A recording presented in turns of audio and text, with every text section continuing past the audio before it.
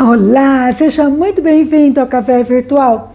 Você já está inscrito no nosso canal? Se ainda não estiver, se inscreva, ative as notificações e você será avisado quando novas mensagens forem publicadas.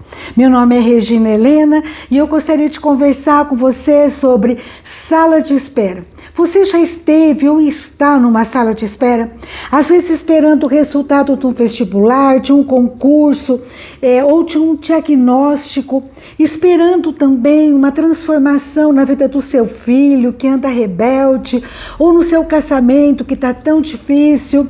Sabe, nós vamos pensar hoje sobre a história de um homem chamado José. Ele ficou 13 anos numa sala de espera. E essa história aconteceu em 1900 a.C. E essa história começa já com um grande milagre, porque José nasceu de Raquel. Raquel era estéril. E ele então foi um milagre que aconteceu. E por conta disso, por ser o filho da Felice do seu pai Jacó, ele era o filho preferido. E isso suscitou muito ciúmes, muita inveja da parte dos seus irmãos. Certo dia, ele estava com seus irmãos longe de casa. E seus irmãos então começaram a planejar matar José. Mas daí decidiram jogar o José numa cova, num buraco. E ele ficou ali. Até que uma caravana de midianitas, mercadores, que iam para o Egito, passou. Essa caravana passou e eles então venderam José como escravo para essa caravana. Aqui a gente já vê que nada é por acaso. Nós vemos que eles tiraram José e venderam para a caravana para ir exatamente para o Egito, que nós vamos ver, era um propósito de Deus ter José ali no Egito. Sabe, às vezes você está vivendo uma situação que você se sente num buraco, abandonada, esquecida, mas pensa, nós temos um Deus que cuida de nós e tudo tem um propósito, nada é por acaso. E José vai para o Egito. Lá ele se torna escravo de um homem chamado Potifar. E ele começa a fazer o seu melhor ali. E o Potifar começa a ver que tudo que José faz prosperava. Porque Deus estava com José. Essa história de José repete a do seu pai Jacó. Jacó também morou com seu sogro Labão. E Labão também percebeu que tudo que Jacó fazia prosperava, que Deus era com ele. Sabe, eu aprendo tanto com essa história de José.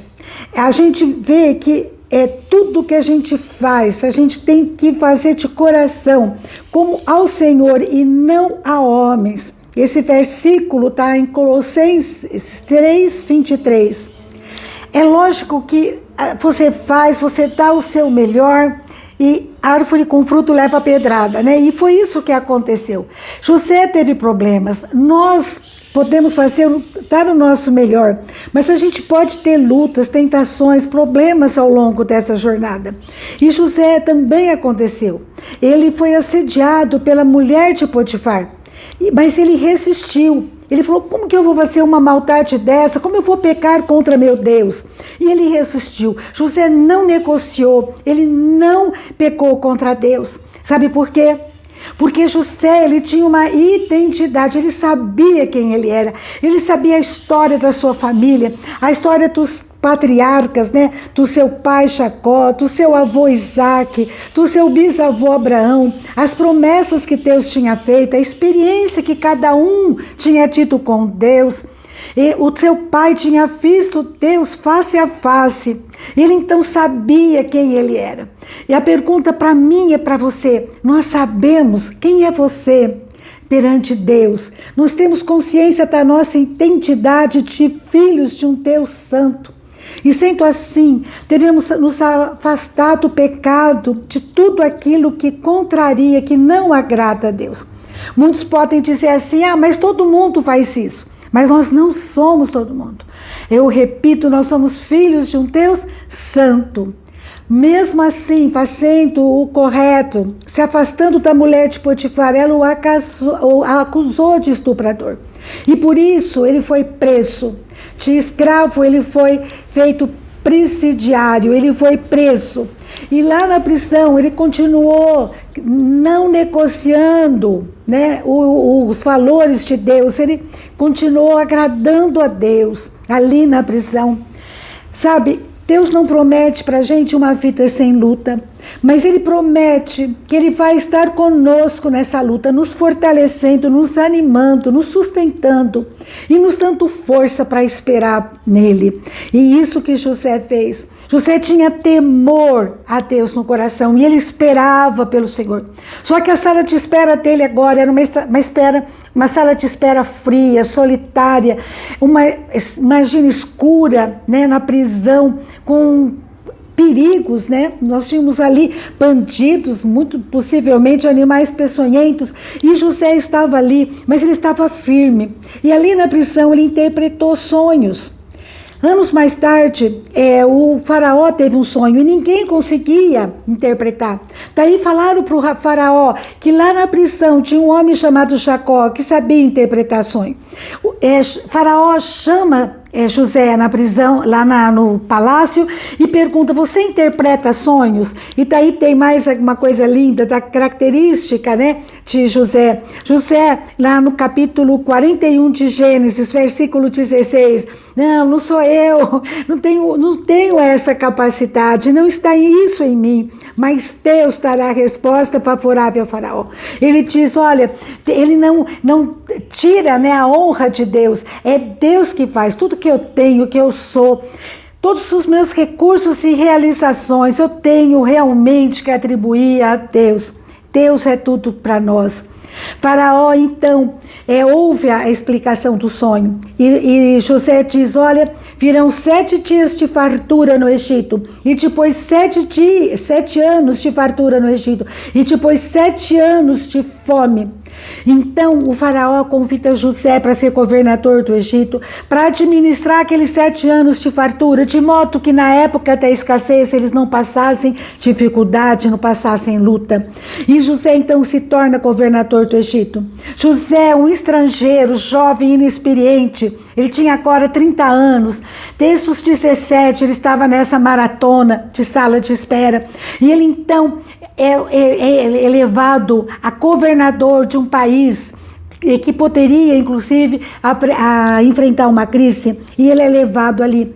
E ele ajunta os alimentos durante os 7 anos de fartura, administra sob a orientação de Deus. E depois de 7 anos, o mundo fica com fome, e em volta do Egito a fome, só que no Egito a fartura. Os irmãos de José e Jacó, seu pai, ficam sabendo que no Egito tem comida e eles também estão passando necessidade.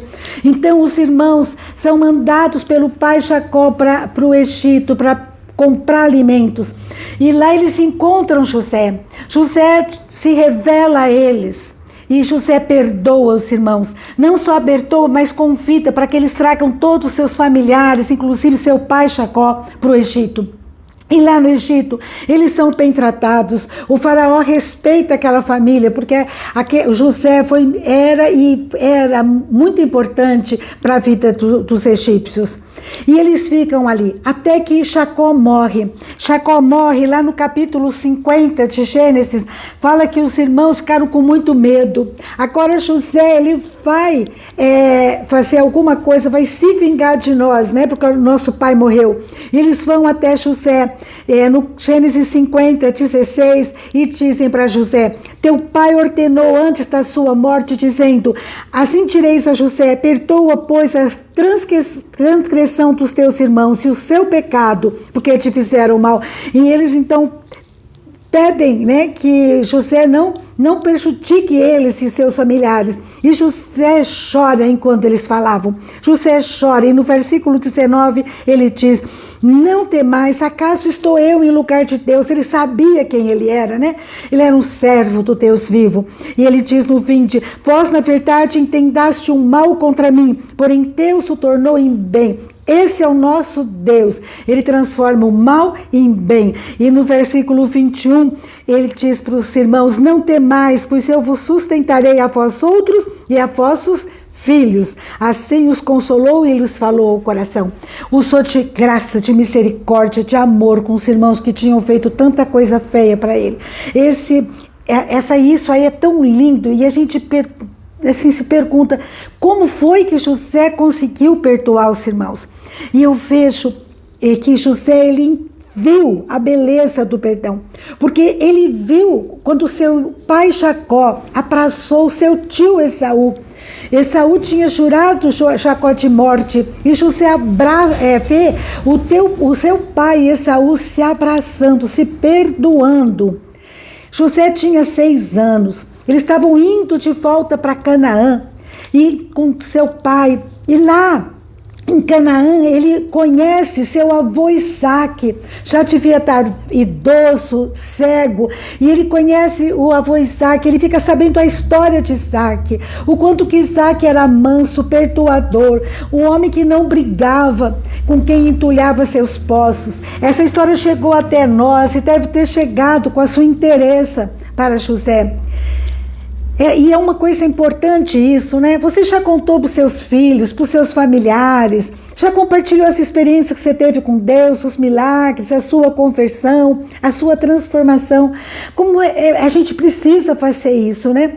Às vezes a tua família não conhece a Deus. Você é o pioneiro, como Abraão foi, né? Com a fé de Abraão, né? Pioneiro, para iniciar uma nova história. É importante que a gente conte aquilo que temos visto e ouvido. Mas você também pode perguntar: por que José teve esse coração tão perdoador, tão manso? Por que ele sabia a identidade dele? E tudo que ele viu, né?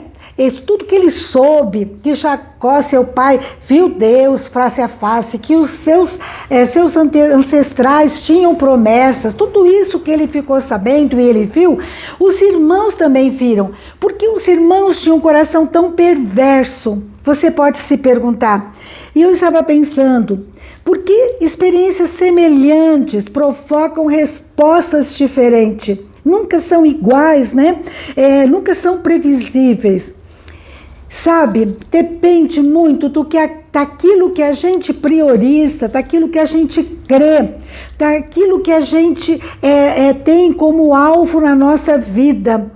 Nós temos que pensar aquilo que é prioridade, aquilo lá vai reger as nossas respostas.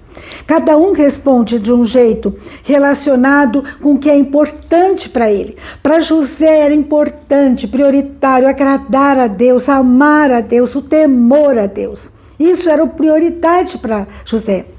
E eu gostaria de finalizar pensando que a tua resposta diante das lutas, da sala de espera, às vezes das traições, estão ligadas com aquilo que você crê, com aquilo que você professa, com aquilo que você prioriza, aquilo que você valoriza. Mesma coisa eu. Então a minha pergunta é: o que eu tenho priorizado, o que você tem priorizado, o que temos valorizado? Que a gente possa, na sala de espera, aprender com Deus a não negociar valores, escolher não pecar contra Deus.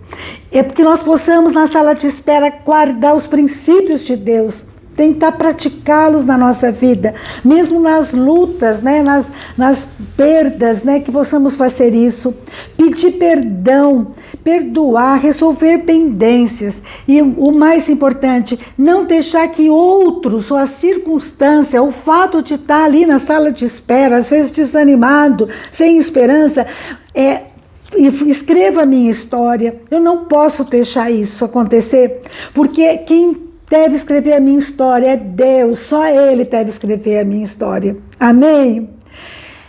Pensa nisso. Se você está na sala de espera, quiser deixar nas mensagens, né, nos comentários alguma coisa a respeito, ou saiu de uma sala de espera, quiser compartilhar, faça isso. E que Deus abençoe a sua vida, onde você estiver. Tanto força, coragem, esperança no Senhor, esperando por Ele, somente nele, priorizando a Ele, em nome de Jesus. Um grande abraço, fica com Deus e até a próxima, se Deus quiser.